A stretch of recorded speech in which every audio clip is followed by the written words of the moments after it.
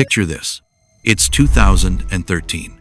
A South Korean movie hits the screens, a disaster thriller called Flu. Most people saw it as pure fiction, a terrifying what if. But what if it wasn't just fiction? What if, almost a decade ago, this film quietly laid out a chilling blueprint for a global crisis that would grip our world? A crisis we now know as the COVID-19 pandemic.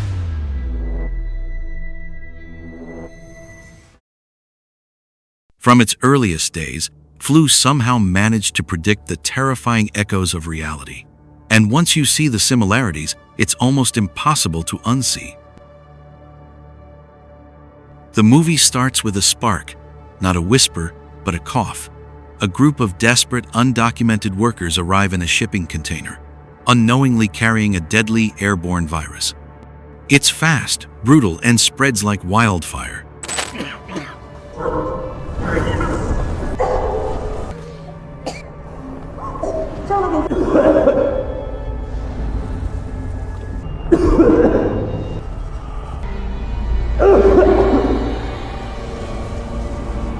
Remember the early days of COVID-19?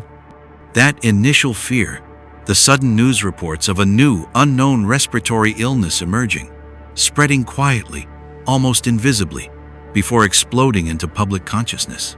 China has identified the cause of the mysterious new virus. A rapidly spreading virus has reached Australia. The first U.S. case has been detected. China is urging its citizens not to travel abroad as it struggles to contain the virus. The death toll now has risen above that of the SARS outbreak 17 years ago. The film shows people collapsing in public, a sudden, horrifying reality for many.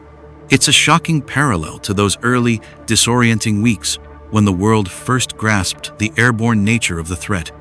Just like in the movie, the virus didn't care about borders or status. It just spread. As the virus rips through the city, the hospitals are immediately swamped. Beds are full.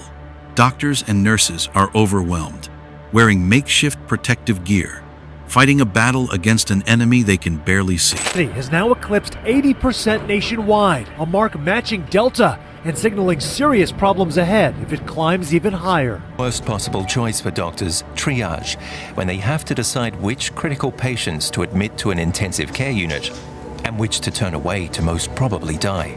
Providence St. Joseph is taking matters into their own hands. This is video they sent us of teams using easy-to-find products to make face shields.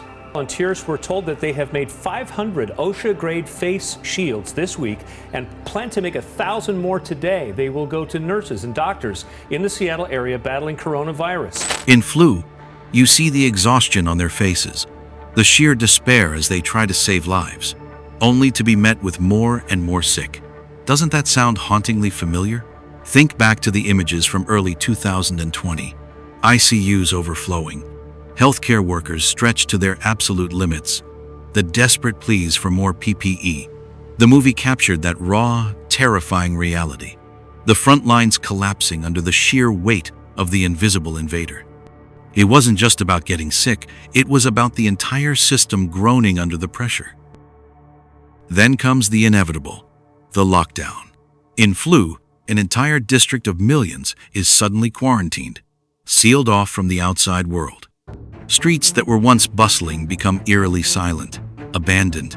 People are trapped in their homes, glued to screens for information, fear simmering just beneath the surface. Sound familiar? We all experienced it.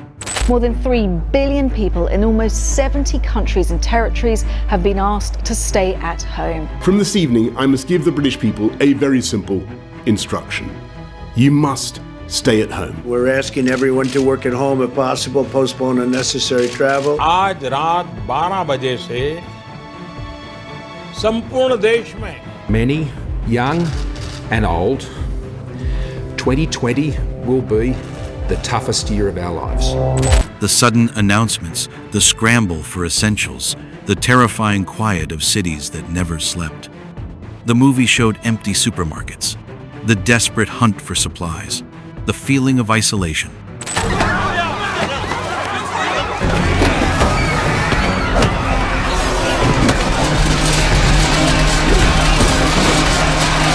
It mirrored our own global experience of shelves stripped bare and the chilling realization that our normal lives were suddenly on pause, indefinitely. The fear of the unknown was a universal language.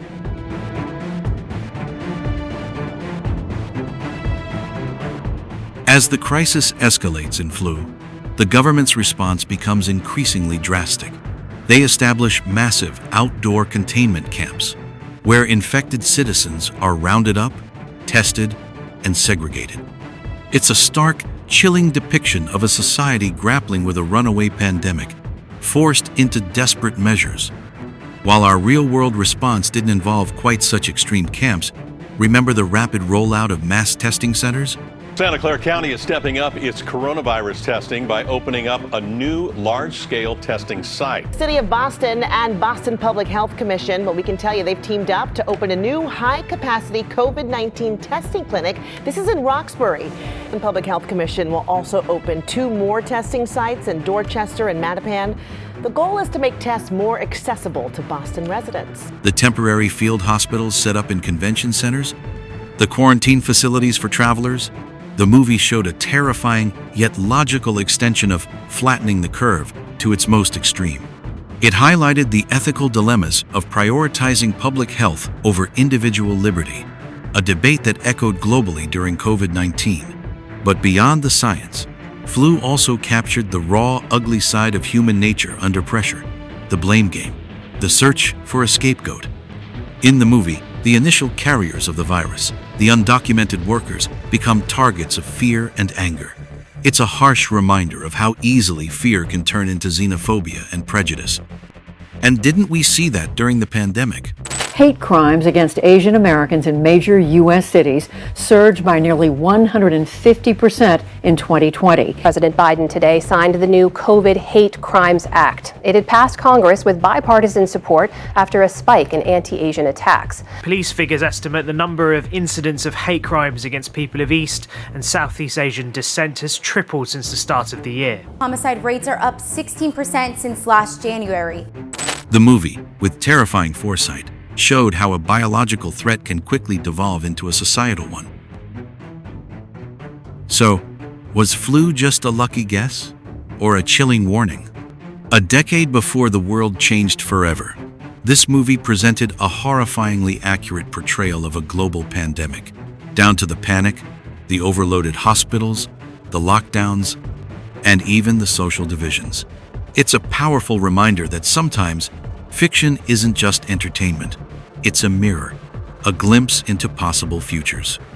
And perhaps it's a call to pay closer attention to the warnings, no matter how unbelievable they seem, because sometimes the scariest predictions are the ones we choose to ignore.